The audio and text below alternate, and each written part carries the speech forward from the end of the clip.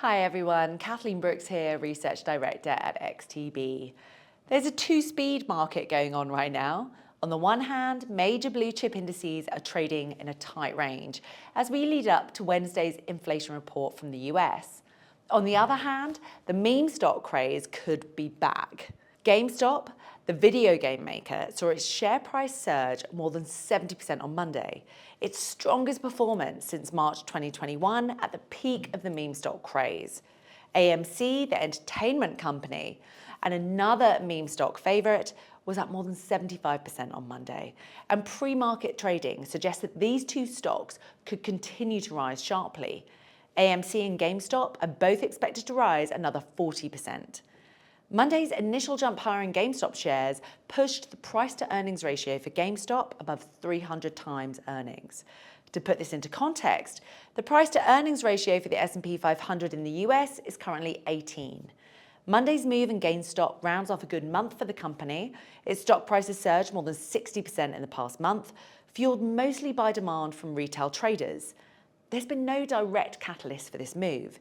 Its first quarter results were horrible. Net income was down by 27.7 million, while earnings per share was negative by 9 cents, suggesting that the company isn't profitable.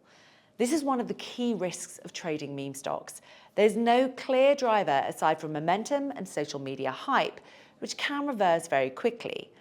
It's worth keeping in mind that before the recent meme stock craze, GameStop's share price was lower by more than 16% year to date.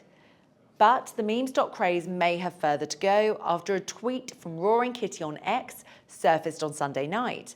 This account was one of the key drivers of the meme stock craze in 2021, and this was the first tweet for 3 years. This suggests that the meme stock craze could be back. While retail traders might get sucked into the meme stock craze, the rest of the market will be focusing on fundamentals, particularly some key economic indicators from the US that are scheduled for a release this week.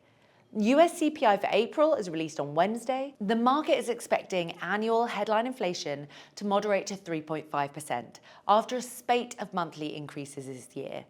If this happens, then it could boost the prospect of a summer rate cut from the Federal Reserve. Risk sentiment has been boosted by the chances of an earlier rate cut from the Fed. So, if inflation falls as expected, this could boost stock markets, but it may weigh on the dollar. That's all for now. Thanks for joining.